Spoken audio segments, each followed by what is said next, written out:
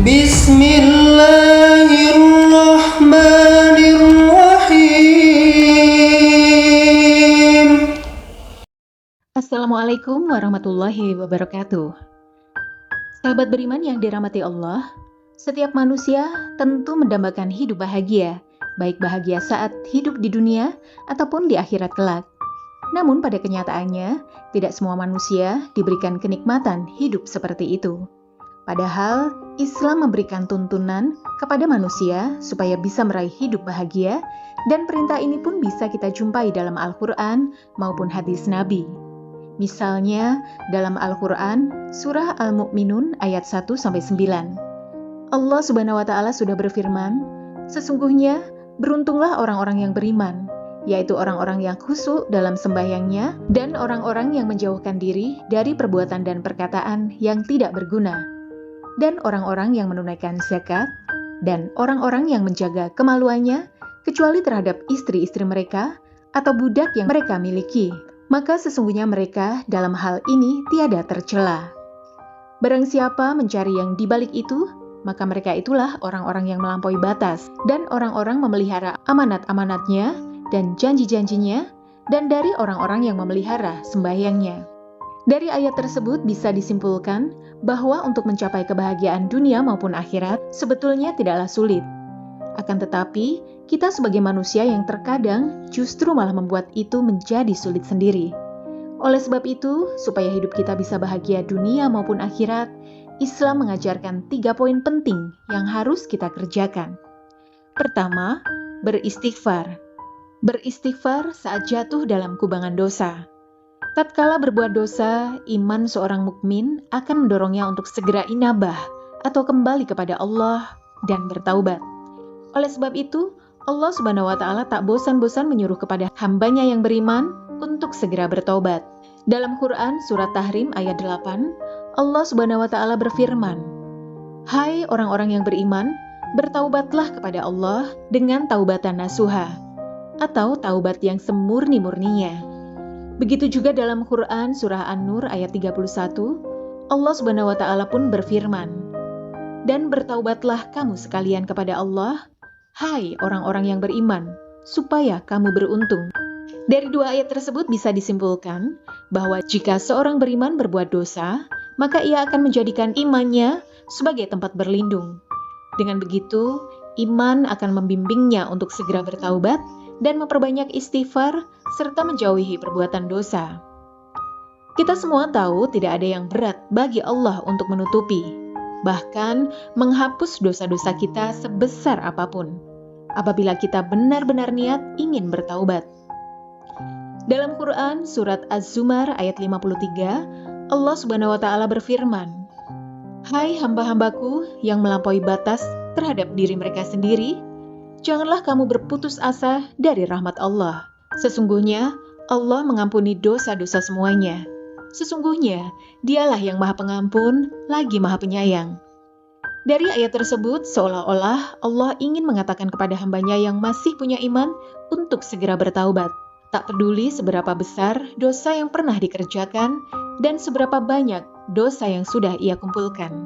Karena kita semua tahu Allah adalah Tuhan yang Maha Pengampun, Maha Penyayang, dan Maha Penerima Taubat. Kedua, memiliki rasa selalu bersyukur. Kalau kita mau menyadari anugerah yang telah diberikan Allah Subhanahu wa Ta'ala kepada kita, bisa dikatakan anugerahnya tak terbilang jumlahnya. Anugerah tersebut terdapat pada badan kita, harta kekayaan, keturunan, tempat tinggal, dan segala macam urusan duniawi. Akan tetapi seolah-olah nikmat tersebut tidak tampak pada diri kita, sehingga yang terjadi adalah kita akan selalu merasa kurang dan akan terus kurang. Seandainya manusia tak bersyukur, diminta untuk mengembalikan apa yang pernah Allah berikan, tentu orang tersebut tidak akan pernah mampu menggantikannya. Namun, Allah dengan maha belas kasih-Nya tak pernah meminta sedikit pun dari harta kekayaan yang kita dapat. Allah hanya meminta waktu sedikit saja dari kita untuk bersyukur dengan apa yang diberikannya kepada kita. Dalam Quran surat Ibrahim ayat 34, Allah Subhanahu wa Ta'ala berfirman, "Dan jika kamu menghitung nikmat Allah, tidaklah dapat kamu menghitungnya. Sesungguhnya manusia itu sangat zalim dan sangat mengingkari nikmat Allah. Jika kita mau menghayati makna dari ayat tersebut, kita akan menangis dan memohon ampunan kepada Allah. Karena kita selalu menzalimi nikmat yang telah Allah berikan kepada kita. Oleh sebab itu, syukurlah saudaraku semuanya, apa yang saudaraku dapatkan sekarang ini. Karena dalam Quran surat Ibrahim ayat 7, Allah Subhanahu wa Ta'ala sudah berfirman, "Sesungguhnya jika kamu bersyukur, pasti kami akan menambah nikmat kepadamu.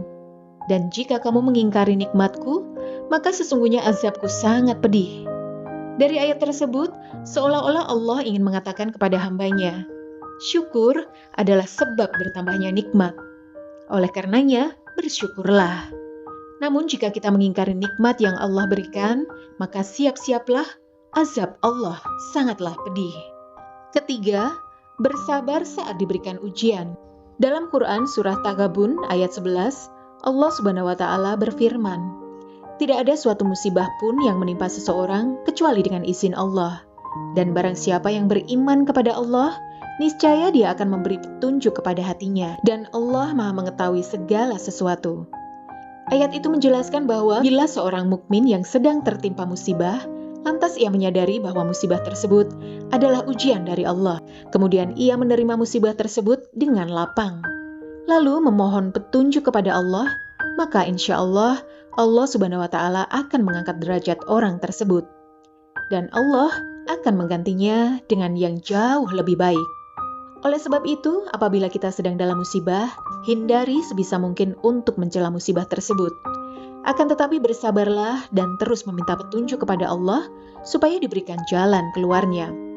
Insya Allah, dengan kita bersabar dan selalu berusaha, Allah akan segera mengganti ujian tersebut dengan kenikmatan yang mungkin tidak pernah kita sangka-sangka akan mendapatkannya. Rasulullah SAW bersabda, "Alangkah menakjubkan urusan seorang mukmin, karena segala urusannya adalah baik baginya dan tidak ada yang memiliki hal itu selain orang mukmin. Bila ia mendapatkan kebahagiaan, ia pasti bersyukur, dan itu yang terbaik baginya. Jika ia tertimpa musibah, ia pasti bersabar, dan itu yang terbaik baginya." Hadis riwayat Muslim.